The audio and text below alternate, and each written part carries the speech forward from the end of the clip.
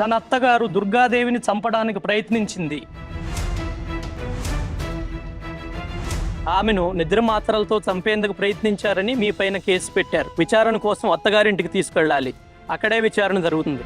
ఒకవేళ ఈ నేరం తనే చేసిందని రుజువు అయితే అప్పుడు అరెస్ట్ చేయాల్సి ఉంటుంది.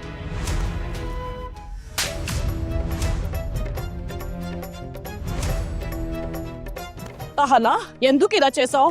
నీ అత్తగారింటి వాళ్ళు ఎందుకు నీ మీద ఇంత పెద్ద నింద వేస్తున్నారు? అమ్మా, అర్జున్ బాబు కూడా దీని గురించి నాకేం చెప్పలేదు.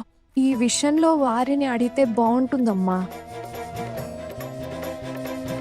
నువ్వు నిజంగానే ఇలాంటి పని చేసావా? పెద్దమ్మా, మీకు నా మీద కొంచెం కూడా నమ్మకం లేదా? అరే, వారినిపై ఇలాంటి నింద ఎందుకు వేశారు? ఇంత త్వరగా నీతో వారికి శత్రుత్వం ఏంటి? వాళ్ళింట్లో ఇంకా 3 కోడళ్ళు ఉన్నారు కదా, వారిపై ఎలాంటి రిపోర్ట్ ఇవ్వలేదు. మీరు చిన్నత్తయ్య మీద ఎందుకు కోప్పడుతున్నారు? పిటుడా, ప్రతిదానికి మధ్యలో మాట్లాడటం నీకు అలవాటైపోయింది. సైలెంట్ గా ఉండు. చిన్నత్తయ్యని అందరూ నిందిస్తున్నారు. చిన్నత్తయ్య ఎవరికి ఎప్పుడూ చెడు చేయదు. ఆమె అందరినీ ఎంత బాగా చూసుకుంటుంది. నేను ఇప్పుడే అర్జున్ బాబుకు ఫోన్ చేశాను. ఫోన్ చేస్తే ఏమవుతుంది? మీ అర్జున్ బాబు అక్కడ దీనికోసం ఎదురు చూస్తున్నారా ఏంటి? వాడు వస్తాడా? అరే, అందుకే తన్ని ఇక్కడ వదిలి వెళ్ళాడు. ఇప్పుడు చూడు, 2 రోజుల్లో విడాకుల కాగితాలు ఇచ్చి వెళ్తాడు. మళ్ళీ అమ్మాయి మన నెత్తిన భారమై కూర్చుంటుంది. ఇంకేం జరగదు, ఇదే జరుగుతుంది అంతే. నిజం చెప్పు, అసలు విషయం ఏంటి? అమ్మా, దానివల్ల ఏమవుతుంది? ఒకవేళ తను నిజం చెప్పినా తనని మనం కాపాడగలమా? ప్లీజ్, నేను ఇప్పుడే చెప్తున్నాను, నన్ను ఈ గొడవల నుంచి దూరంగా ఉంచండి. అన్నట్టు ఒక విషయం చెప్పనా, వాళ్ళ అత్తవారి ఇంటి వరకు కూడా మంచివాళ్లే. ఇప్పుడు ఇది అక్కడ వాళ్ళని ఏ విధంగా ఇబ్బంది పెడుతుందో ఏమో తనే అనుభవించాలి. అన్నయ్య, మీరు ఈ గొడవల్లో పడాలని నేను కూడా కోరుకోవడం లేదు. మీరేం కంగారు పడకండి. నా తలరాత ఎలా ఉంటే అలా నేను అనుభవిస్తాను. అహనా, ఏం చేసావు నువ్వు? ఎందుకు ఇలా చేసావు? అందరి ముందు మా గౌరవం ఏమైపోయింది? ఏమైంది? మీ ఇంటికి పోలీసులు ఎందుకు వచ్చారు? పోలీసులు నా కోసమే వచ్చారు. వీళ్ళ దగ్గర నా మీద ఒక కంప్లైంట్ ఉంది. ఏం కంప్లైంట్? నేను మా అత్తగారిని చంపడానికి ప్రయత్నించానట. నాపై హత్య ప్రయత్నం ఆరోపణలుంది. అందుకే పోలీసులు నన్ను విచారణకు తీసుకువెళ్ళడానికి వచ్చారు. మీరేం టెన్షన్ పడకండి, నేనే ఇక్కడి నుంచి వెళ్ళిపోతాను. అప్పుడు మీరు మీ వీధిలో అందరికీ చెప్పండి అహానా ఇలా చేసిందని. ఇందాకే ఏదో చెప్పేవుగా, నా మీద నమ్మకం లేదా అని ఇప్పుడు ఇలా మాట్లాడుతున్నావు. నిజం చెప్పు, అసలు విషయం ఏంటి? అక్క, నేను ఇప్పటికే కోపంలో నా కూతుర్ని కొట్టాను. కానీ మీరే నిజం చెప్పండి. మీరు అహానాని ఎప్పటి నుండి చూస్తున్నారు?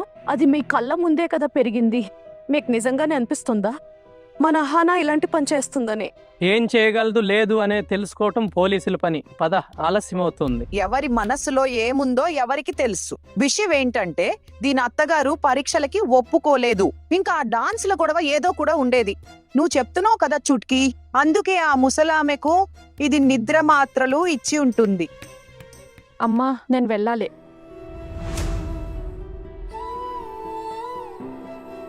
ఇన్స్పెక్టర్ గారు, నాతో పాటు ఏదైనా సామాన్ తీసుకురావచ్చా? మీరు మీ వెంట ఏం తీసుకుని వస్తారో అది మీ ఇష్టం, కానీ ఎక్కువ సామాన్లు కుదరదు. అహనా, నువ్వు తిరిగి ఇక్కడికే వస్తావు కదా, లేకపోతే ఎక్కడికి వెళ్తావు? అయినా నీకేమనిపిస్తుంది? ఇంత పెద్ద నింద వేసిన తర్వాత వాళ్ళు నిన్నింట్లోకి రానిస్తారా? రానివ్వరు. ఇక అర్జున్ బాబు కూడా నాతో ఏమీ చెప్పలేదు. అసలు అతనికి ఈ విషయాలని తెలుసా, లేక అతను లేని సమయంలో ఇవన్నీ జరిగాయా? అమ్మా, అతను లేని సమయంలో ఇవన్నీ ఎలా జరుగుతాయి? నేను ఇక్కడికి అతనితోనే వచ్చాను కదా, అప్పుడు అతనికి తెలిసే ఉంటుంది. కానీ అమ్మా, నువ్వు నీ కూతుర్ని చాలా చెడ్డదని అనుకుంటావు కదా. నేను అందరికీ చెడు చేస్తానని నువ్వు నమ్ముతున్నావు కదా. ఒకవేళ అర్థం చేసుకోవడానికి ప్రయత్నించుంటే నీ అల్లుడికి అంతా తెలుసని నీకు అర్థమయ్యేది.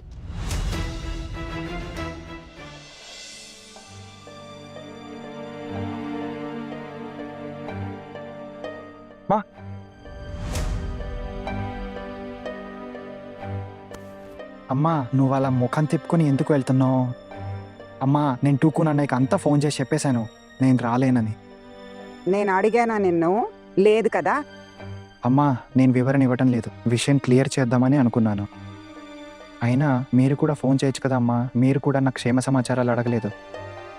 నీ పిచ్చి మాటలు ఆపు. నీతో మాట్లాడుతూ కూర్చునే టైం నాకు లేదు. అమ్మా నేను ఒకటి చెప్పాలనుకుంటున్నాను. మంచిదే, మీరు కూడా వచ్చారు, మీరు కూడా వినండి ప్లీజ్. మీ అందరికీ ఒక విషయం స్పష్టంగా చెప్పాలి. అహానా మీద వేస్తున్న నిందలు చాలా నిరాధారమైనవి. అహానా అలాంటి పని ఏమీ చేయలేదు. అహానా ఎవరికైనా హాని చేయగలదని అనుకోను. ఇప్పుడు నీ పెళ్ళాం గురించి బదం చేయడానికి వచ్చావా? నిజమే వదినా, ఒక్క రాత్రిలోనే చిన్న మాట తీరే మారిపోయింది.